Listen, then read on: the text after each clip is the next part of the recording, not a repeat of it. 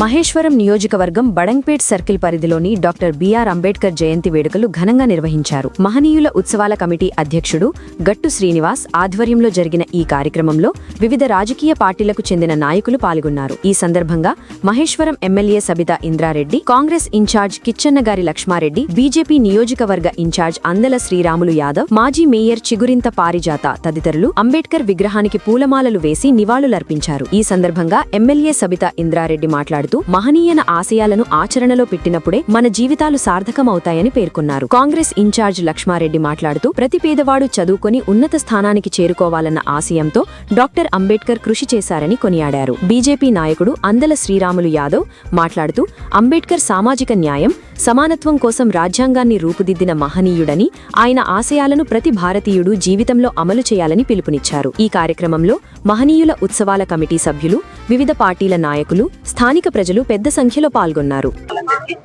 April మాసం వచ్చిందంటే మహనీయుల జయంతుల సందర్భంగా ఒక పవిత్రమైన మాసంగా భావిస్తూ ఉంటాం. జగ్జీవన్ రామ్దే, అట్లాగే జ్యోతిరావు పూలేది, అంబేద్కర్ గారు. అసలు ఈ మాసం ఒక పవిత్రంగా మనం అందరం భావించుకుంటూ వారికి నివాళులు అర్పిస్తూ ఉంటాం.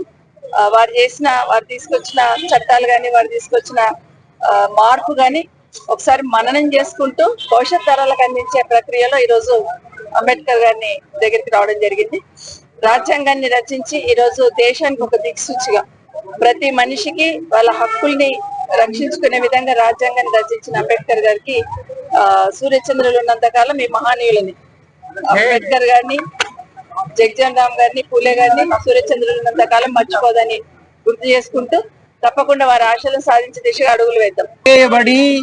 వాళ్ళను గుర్తింపు లేకుండా ఉన్న రోజులలో ఒక గుర్తింపు ఇవ్వాలి, మానవ సమాజాన్ని సమసమాజంగా మార్చాలి, అందరినీ ఒక గౌరవంగా, సమాన గౌరవంగా, భారతీయుడుగా ప్రతి వ్యక్తికి సమాన గౌరవం దక్కాలని, రాజ్యాధికారం దక్కాలని, అన్ని విధాల ఆదుకోవాలని సిద్ధాంతంగానే రాజ్యాంగాన్ని రచించిన గొప్ప వ్యక్తి.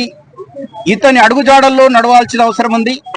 ఇతని ఆలోచన విధానాన్ని ప్రతి ఇంటికి తీసుకెళ్లాల్సిన అవసరం ఉంది. సమాజ నిర్మాణానికి మనం అందరము మళ్ళీ ఒకసారి మాటియాల్సిన అవసరం ఉంది. కంకణం కట్టుకొని మనం ముందుకు నడవాల్సిన అవసరం ఉందని కూడా ఈ సందర్భంగా తెలియజేస్తూ, జై భీమ్ నినాదాన్ని ప్రతి ఇంటికి తీసుకుపోవాలని, ప్రతి వ్యక్తి గొప్ప వ్యక్తిగా మారాలి అనేది ఆయన ఆలోచన కనుక ఆ విధంగా రేవంత్ రెడ్డి గారి నాయకత్వంలో కాంగ్రెస్ ప్రభుత్వం కూడా ఈ విధానాన్ని అవలంబించాలని, ఆయన అడుగుజాడల్లో నడవాలని నిర్ణయం తీసుకున్నారని కూడా ఈ సందర్భంగా ఈ రోజు మనందరము తిరగగలుగుతున్నాం, మాట్లాడగలుగుతున్నాం, ప్రతి ఒక్క కార్యక్రమం చేయగలుగుతున్నాము అనంటే ఇది ఊరికేనే రాలేదు. డాక్టర్ బాబాసాహెబ్ అంబేద్కర్ ఎన్నో దేశాలు తిరిగి అన్ని దేశాలలో ఉన్నటువంటి కొన్ని రాజ్యాంగ పీఠికలను, వాటన్నింటిలో అంశాలను, ముఖ్యమైన అంశాలను తీసుకొని మన భారతదేశ సార్వభౌమ గణతంత్ర రికార్డుకి ఈరోజు పునాది వేసినటువంటి బాబాసాహెబ్ అంబేద్కర్ మరి మనకి ఈ హక్కులను కల్పించినందుకు ఈ రోజు మనం ఉండగలుగుతున్నాము. మరి అంబేద్కర్ గారి ఆశయాలను మనం ఖచ్చితంగా ముందుకు తీసుకెళ్లాలి. ఆ మహనీయునికి నివాళులు అర్పించాలంటే ఆ మహనీయుడు రాసినటువంటి ఈ రాజ్యాంగాన్ని మనం అమలు చేయాల్సిన అవసరం ఉంది. రాజ్యాంగాన్ని ఫాలో కావాల్సిన అవసరం ఉంది. రాజ్యాంగాన్ని రాసిందంటే ఆ రాజ్యాంగం మీదనే ఎలా ప్రతి ఒక్కరూ మనం నడుస్తున్నామంటే ఎంత దూరదృష్టితో ఈ విధంగా రాసిండో ఒకసారి ఆలోచించాలి. కానీ మనలో చాలా మంది నిరాశ పడుతుంటారు, చిన్న ప్రాబ్లం వచ్చిందంటే ఇంకా పడుతుంటారు.